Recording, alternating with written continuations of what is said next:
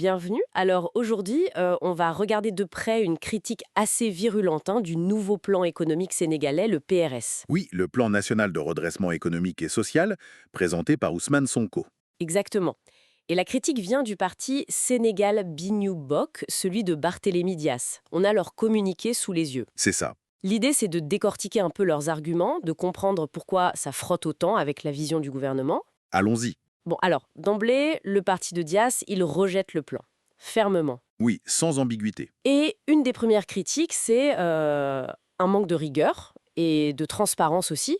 Ils accusent carrément le gouvernement de, je cite, noircir volontairement le tableau économique hérité. C'est une accusation forte. Et selon eux, la raison derrière ça, elle serait politique. C'est-à-dire, Le communiqué suggère que peindre un tableau très sombre, ça permettrait de justifier une recentralisation autoritaire du pouvoir. ah oui, Et aussi ce qu'ils appellent une purge politico-administrative. En gros, remplacer des fonctionnaires pour des raisons politiques. d'accord. Le discours du Premier ministre sur la dette, les finances publiques, tout ça est qualifié d'affirmation alarmiste. Sans preuve solide, d'après eux. Voilà, sans publication rigoureuse pour appuyer ces dires. Pour le parti de Dias, ça ressemble plus à un catalogue de slogans politiques qu'à un vrai plan économique structuré, quoi. C'est intéressant ça. Ça remet en cause les fondations même du discours gouvernemental. Et ça mène à un autre point, non?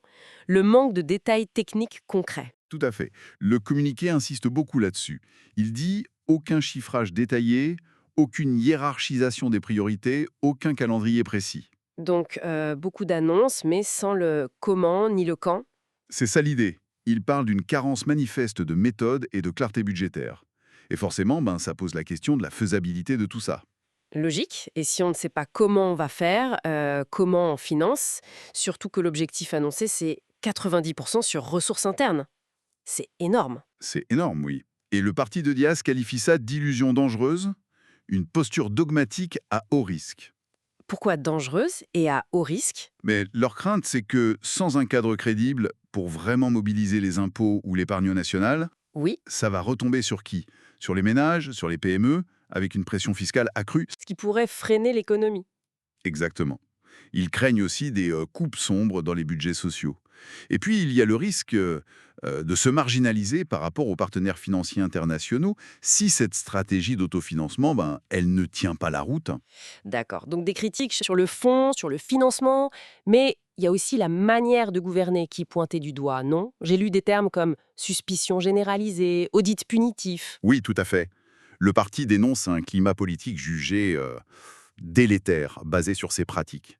Ils mettent le doigt sur un point très sensible, Lequel? le maintien de la fameuse caisse noire de la présidence. Ah, les fonds spéciaux. Voilà. Estimé à 10 milliards de FCFA. Et le communiqué rappelle que le régime actuel, pendant la campagne, avait promis de la supprimer. Et elle est toujours là. Apparemment, oui. Et le parti qualifie ça d'insulte au peuple sénégalais. C'est un symbole fort pour eux, cette histoire de caisse noire. Oui, on imagine symbole et argent concret. Et enfin, il y a la méthode d'élaboration du plan elle-même qui est critiquée. Exactement. C'est le dernier grand reproche, l'absence totale de concertation. C'est-à-dire, personne n'a été consulté. Selon le communiqué du parti de Dias, ni l'opposition, ni les élus locaux, ni les syndicats, ni même le patronat. Personne. Ah oui, quand même. Ils jugent ça technocratique, complètement déconnecté des acteurs du pays. Alors face à ce qu'ils voient comme une dérive économique et politique, leur conclusion est simple. Rejet total. Rejet du plan, l'État, oui. Et ils demandent une nouvelle version. Qui serait présenté où? À l'Assemblée nationale pour un débat et un vote. Et plus largement, ils appellent à un véritable débat national pour repenser tout ça avec toutes les forces vives. Bon, si on résume, on a une opposition frontale. Le parti de Barthélémy Dias attaque le plan PERS sur sa substance, son manque de détails, son financement jugé irréaliste Sa méthode de gouvernance, perçue comme punitive et opaque, et l'absence de dialogue dans sa création. C'est une remise en cause assez globale finalement. tout à fait. Et ça amène une réflexion intéressante, je trouve, pour la suite. Oui, Si le gouvernement maintient cet objectif des 90% d'autofinancement, malgré toutes ces critiques sur le flou des modalités, sur quoi repose vraiment leur confiance? Quelles sont les hypothèses, peut-être non dites, qui soutiennent cette stratégie? Ou alors, euh, est-ce qu'il y a d'autres sources de revenus, peut-être moins classiques ou pas encore publiques, qui sont envisagées? C'est une bonne question. Ça laisse songeur sur les non-dits potentiels du plan. Un point à suivre de près, assurément.